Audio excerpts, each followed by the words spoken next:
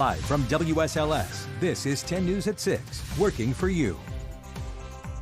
Now at 6, the country is about to reach a grim COVID-19 milestone. Why vaccine rollout could be crucial to getting back on track. Serious consequences as some brave ice on the Appalachian Trail. Why hikers say the dangerous conditions are part of the appeal. First responders are back in shoulder pads for a community honor. Why they're proud to help out the community. Good evening and thanks for joining us for 10 News at 6. I'm Jessica Jewell. Some encouraging news on the COVID-19 pandemic as recent trends are falling nationwide. Health officials stress, though, the battle is far from over. As John Lawrence explains, vaccinations could be the key for a return to normalcy. More than a year after the first known coronavirus-related death in the U.S., the country is about to reach a grim milestone. It's nothing like we've ever been through in the last 102 years since the 1918 influenza pandemic. The U.S. death toll from COVID-19 is expected to pass the 500,000 mark within the next few days, and the latest forecast from the University of Washington's Institute for Health Metrics and Evaluation predicts another 91,000 COVID-19 deaths by June 1st. And that's the reason why we keep insisting to continue with the public health measures, because we don't want this to get much worse than it already is. In addition to masking and keeping distance from others, Americans are also advised to get COVID-19 vaccinations as soon as possible.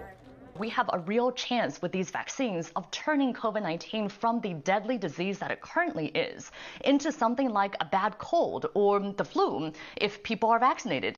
According to the Centers for Disease Control and Prevention, more than 18 million people in the U.S. are fully vaccinated.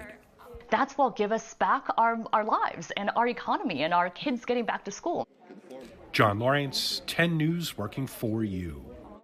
Health officials across the U.S. have now given out about 63 million COVID-19 vaccine doses. That's about 83% of the amount distributed, according to the CDC. Despite vaccine rollout, Dr. Anthony Fauci says wearing masks may still be necessary in 2022. I want it to keep going down to a baseline that's so low that there's virtually no threat, or not no, it'll never be zero, but a minimal threat that you will be exposed to someone who is infected. President Joe Biden signed an executive order last month mandating interstate travelers wear masks and requiring them on federal property. The Biden administration is pledging to get millions of vaccines administered after delays caused by last week's massive winter storm. White House officials say they expect to rapidly catch up this week as Congress returns to Washington to try to pass President Biden's COVID relief bill. The coronavirus continues to spread across the Commonwealth. The Department of Health is reporting more than 2,300 new cases, bringing the total case count to more than 564,000. VDH also reporting 134 new deaths, 21 from Southwest Virginia. Happening now, crews are searching for a lost hiker on the Appalachian Trail in Rockbridge County. They've been looking for about 3 hours now. Crews from multiple agencies have been called in to help. This is the third incident of crews having to search for hikers in the woods this weekend as the cold weather has caused dangerous conditions on the Appalachian Trail. 10 News reporter Taj Simmons gives us a look at the conditions and explains why some are still hiking. Most people stay away from the Appalachian Trail when winter takes over, but others such as Sydney Campbell believe the risk is worth the reward of solitude. I actually love the winter. It's a lot more peaceful. There are less, there's less traffic on the trail because not many people are hiking in the winter. However, the risks of walking near ice resulted in serious consequences on Saturday. This helicopter had to help rescue an injured hiker near Big Island that afternoon. It took a rescue team 8 hours to free the hiker, who hurt their legs and started to freeze in the woods. Around the same time, Roanoke County crews rescued a hiker who fell from the trail to McAfee Knob. The area of the first rescue remained coated in ice and snow on Sunday, including the footbridge over the James River. However, Campbell says the snow is actually part of the appeal for her. I like the snow. I think it makes the world a lot prettier. You also can see more through the woods, so you can kind of see some wildlife sometimes. Even though the climate does bring its share of concerns, Campbell says she's doing what she can to stay safe. I do my best to be careful. I carry my poles and We do our best. While the Appalachian Trail is technically open during this winter weather, the twin rescues on Saturday showed just how dangerous it can be to make tracks in the snow. Taj Simmons, 10 News, working for you. Both of the injured hikers are hospitalized in stable condition. A firefighter's family is out of a home after a fire in Lovingston Saturday evening. Crews responding to a house fire on Ponton Lane arrived to find heavy smoke. Everyone made it out safely. Authorities say the fire started in the basement, but the cause is still unknown. The Lovingston Volunteer Fire Department says firefighter Travis Burley lived there. A GoFundMe was created to help the family. You can find a link to that on our website, WSLS.com.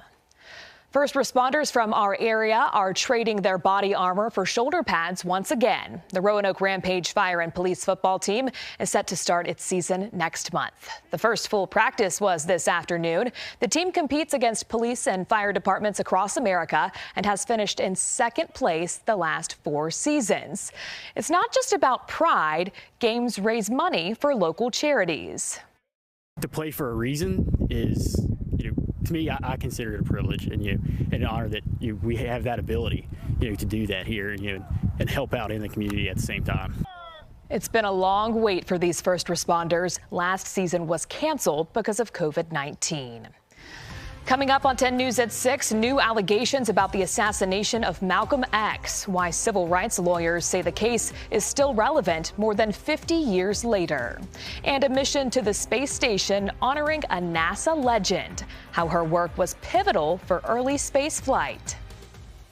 And overall, it has been a quiet weekend, but heading into the new work week, we're tracking yet another round of precipitation. I'll have more details on that, plus a look at your week ahead coming up in your full forecast.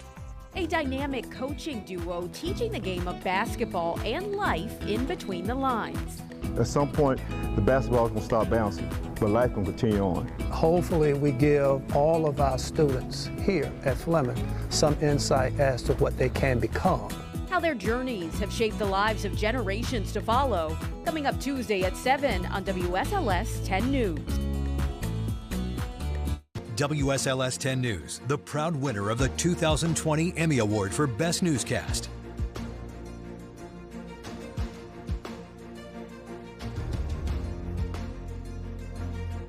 Allegations about the assassination of civil rights leader Malcolm X back in 1965. A letter written by a former undercover New York City police officer claims the NYPD and the FBI were behind it. It says the officer was pressured by his superiors to lure 2 members of Malcolm X's security team to commit crimes so they'd be arrested 2 days before the shooting. This is about restorative justice to try to have those black leaders, those civil rights activists who were wrongfully convicted over 50 years ago, to have them exonerated.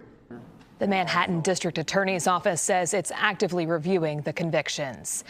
The space station supply ship SS Katherine Johnson, named after the black NASA mathematician, blasted into orbit Saturday.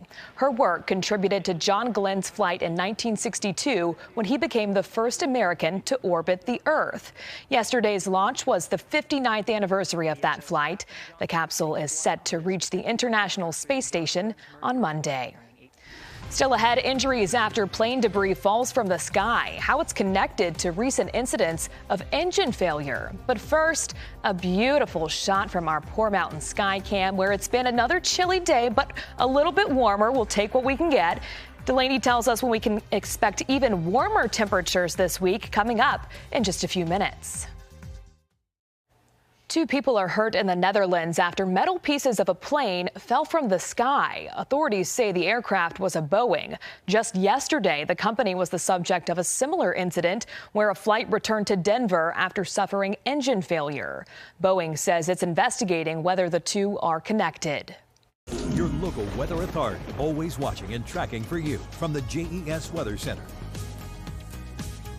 It has been another beautiful day. Some of us holding on to a lot more cloud cover than what we're seeing here at our Roanoke Blacksburg Regional Airport. Some beautiful colors in the sky as the sun is setting. Our temperatures are mostly in the 30s at this point. However, areas back towards Southside were able to tap into the low 40s just a short time ago, and they're staying there. 41 in South Boston and Martinsville here in Roanoke, 38 degrees. You're right at freezing in Covington at this point. Temperatures will not be as cold tonight because we are going to be bringing in some more cloud cover, but by 11 here in Roanoke, we are going to be below that freezing mark. Calm winds for us, and of course, increasing cloud cover by tomorrow morning. Our temperatures mostly in the 30s, but we're also going to have some 20s, especially when you head west to the Parkway. 28 in Floyd, 29 in Covington, and over towards Danville, 31. So just below that freezing mark for you. It is another cold one, but overall not as cold as we have been. Now, we are tracking some wintry weather, but this is not going to be for everyone. Most of our winter weather for tomorrow looks to stay for the highlands and maybe portions of the New River Valley.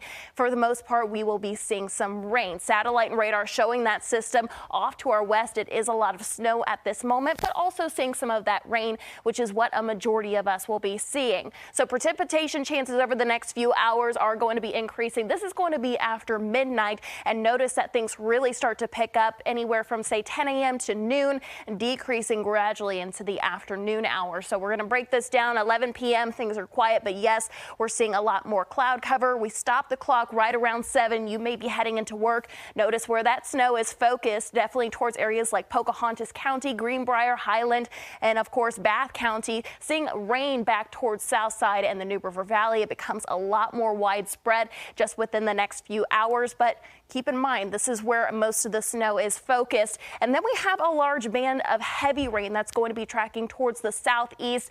By 1, we are seeing that mostly in Southside, whereas the rest of us are still holding on to some light rain. Finally, the rain moves out, I would say, by the time you're heading home from work. In fact, we are going to start to bring in some sunshine towards the end of the day.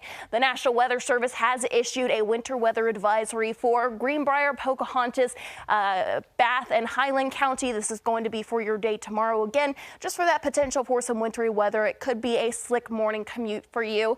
And then rainfall totals, we're looking at less than an inch by the time this system moves out of our area. So nothing too extreme, but still maybe a little bit of an inconvenience for your day tomorrow. So don't forget that umbrella, your rain jacket, and of course, it's still going to be chilly outside. You're going to want your sweater. However, that sunshine is not really going to be returning until the afternoon, maybe early evening hours. So you may not need your sunglasses quite yet. But for tomorrow morning, temperatures will warm up nicely. However, we're going to keep those overcast skies around.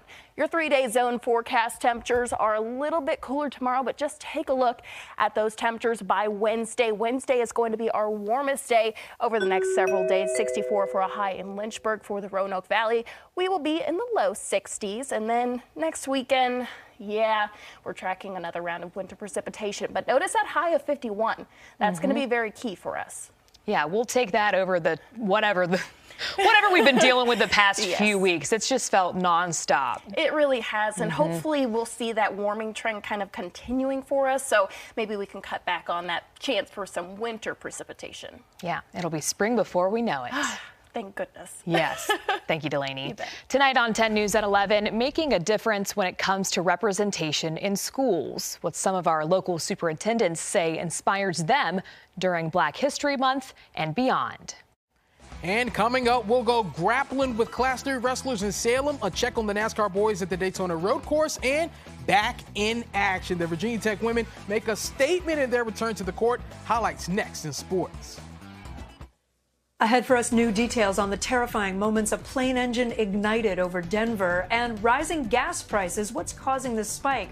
Also, the health passports now required to go to gyms and hotels in one country. All that ahead on Nightly News. Championship Wrestling at Salem Civic Center featured Class 3 today with the likes of Christiansburg, William Byrd, and more as they battle for individual and team titles. Semifinal action at 120, JB Drakovich of Hidden Valley taking on Phoenix Alyea of Skyline.